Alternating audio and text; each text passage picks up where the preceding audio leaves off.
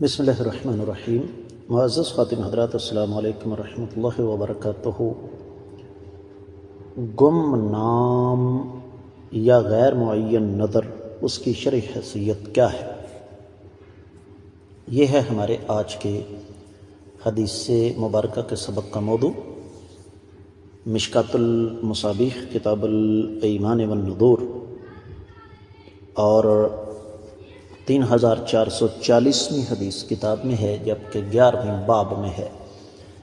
الفاظ حدیث مبارکہ کے یوں ہیں: وعن ابن عباس رضی اللہ عنہما ان رسول اللہ صلی اللہ علیہ وسلم قال من نظر نظرا لم يسمه فكفارته كفارة يمين ومن نظر نظرا لا يطيقه فكفارته كفارة يمين ومن نظر نظرا في معصية فكفارته كفارة يمين ومن نظر نظرا أطاقه فليفي به، رواه أبو داود وابن ماجه ووقفه بعضهم على ابن عباس۔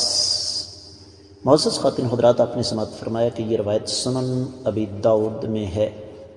میں آپ کی خدمت میں اس حدیث کا تفصیلی حوالہ پیش کر رہا ہوں۔ سنن ابی داؤد کتاب الایمان والنذور 30واں باب ہے۔ جس شخص نے 80 نظر مانے جس کو پوری کرنے کی طاقت نہیں رکھتا، 3322ویں حدیث ہے، اور سنن ابن ماجہ میں 2128ویں حدیث ہے۔ اس حدیث کو شیخ البانی رحمہ اللہ کہتے ہیں کہ یہ مرفوعاً ضعیف ہے۔ شیخ زبیر الزئی رحمہ اللہ کہتے ہیں کہ یہ روایت حسن درجے کی ہے، اور یہی روایت ہمیں مختلف شواہد اس کے مل جاتے ہیں مختلف کتابوں سے۔ تو میں کوشش کر رہا ہوں کہ آپ کو انشاءاللہ اس حدیث کے دیگر طرق بھی بتا دوں۔ توجہ کے ساتھ بات کو سنیے گا۔ اس روایت کو امام بیہقی نے بھی سنن الصغیر میں ذکر فرمایا ہے، اور پھر اس حدیث کو جیسے میں نے آپ کی خدمت میں عرض کیا کہ سنن ابن ماجہ میں بھی امام ابن ماجہ رحمہ اللہ نے نقل فرمایا۔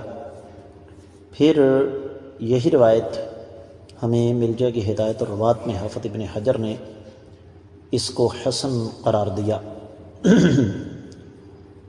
اور پھر اسی روایت کو نیل الاوتار میں امام شوکانی رحمۃ اللہ علیہ نے نقل فرمایا، تو فرماتے ہیں کہ موقوف صحیح ہے۔ پھر اسی روایت کو امام عبدالحق الاشبیلی نے احکام الوسطی میں ذکر فرمایا، تو فرماتے ہیں کہ اس پر امام ابو داؤد خاموش ہیں، اور امام ابو زرع رازی المحرر فی الحدیث میں بھی اسی بات کا جزم فرماتے ہیں کہ یہ روایت موقوف صحیح ہے۔ تو حاصل کلام یہ ہے کہ یہ روایت کسی بھی اعتبار سے حسن درجے سے تو کم ہو ہی نہیں سکتی۔ بہت سارے دیگر حوالہ جات ہیں، لیکن میں ان پر مزید تبصرہ اس لیے نہیں کرنا چاہتا کہ ہمیں مقررہ وقت کے اندر اپنا سبق مکمل کرنا ہے۔ ترجمے کی طرف بڑھتے ہیں۔ سیدنا عبداللہ بن عباس رضی اللہ تعالیٰ عنہما سے روایت ہے کہ آقا علیہ الصلوۃ والسلام نے ارشاد فرمایا، جو شخص غیر نامزد یعنی گمنام نظر مانے، اسے چاہیے کہ اس کا کفارہ قسم کا کفارہ دے، اور جو کسی گناہ کی نظر مانے اس کا بھی کفارہ وہی ہے جو قسم کا ہے، اور جو کوئی ایسی نظر مانے جسے پوری کرنے کی طاقت نہیں رکھتا تو اس کا کفارہ بھی وہی ہے جو قسم کا ہے، اور جو کوئی ایسی نظر مانے جسے وہ پوری کر سکتا ہے تو اسے پوری کرنی چاہیے۔ اب سوال یہ ہے کہ اس حدیث کو بعض اہل علم حسن کیوں کہتے ہیں؟ اس میں محمد بن ابی فدیک الدیلی اور جعفر بن مسافر التنیسی دو راوی ہیں جو صدوق درجے کے ہیں۔ تو حاصل کلام یہ ہے کہ اگر کوئی گمنام غیر معین نظر مانی ہے تو ظاہر بات ہے وہ تو پوری ہو نہیں سکتی، لیکن اس کا کفارہ دیا جا سکتا ہے۔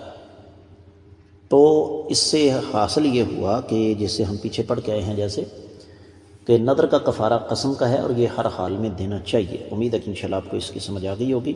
اجازت چاہوں گا۔ السلام علیکم ورحمۃ اللہ وبرکاتہ۔